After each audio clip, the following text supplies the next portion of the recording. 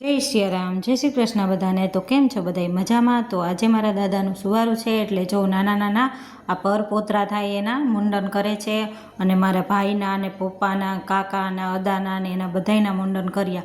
સાંજ પડતા અમારે બધાયને કુટુંબનાને મંદિરે જવાનું હોય આજે એટલે અમે બધાય પહોંચી ગયા છીએ શિવજીના મંદિરે। બધાય વારા પછી વારા દર્શનનો વારો આવે એટલે પહેલાં બધાય જેન્ટ્સ જઈ આવ્યા અને પછી બધાય લેડીઝ જઈ આવ્યા અને તમે પણ શિવજીના દર્શન કરી લ્યો। જો આ અમારું ગામનું શિવ મંદિર છે અને અમે અહીંયા બહુ પૂજા કરી જયા પાર્વતીમાં મોરાકતમાં ને એમાં બહુ આવતા।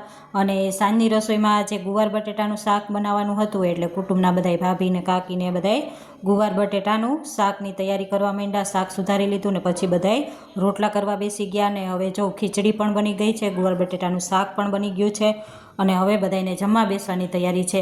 અને હા, તમે બધાય કમેન્ટમાં જય સિયારામ લખવાનું ન ભૂલતા। અને જો અમારે કુબાવત કુટુંબની દીકરીઓ પણ એવી છે, એ પણ એટલું બધું જ કામ કરે બધાય વહુની હારે જ રોટલી બનાવવાનું, રોટલા બનાવવાનું। અને જો બધી છોકરીઓ પણ હવે બેસી ગયું છે રોટલા કરવાને। પછી જો બધાયને જમવા બેસાડી દીધા। અને તમને આ વિડીયો પસંદ આવે તો લાઇક, શેર ને સબસ્ક્રાઈબ કરી નાખજો।